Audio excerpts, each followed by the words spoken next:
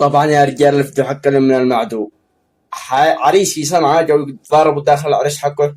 شوف كيف كانت ردة فعله، أمانة ردة فعله قوية. اللي تضاربوا وهم رجال وقدها يطلعوا المنصة راس براس وانيك عارف من دخل بينهم.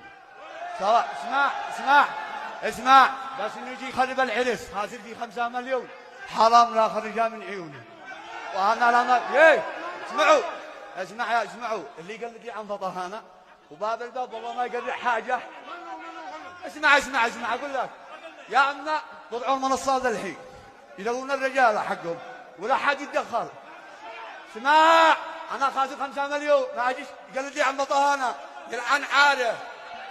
واهلا وسهلا بالجميع سواء ولا الشارع.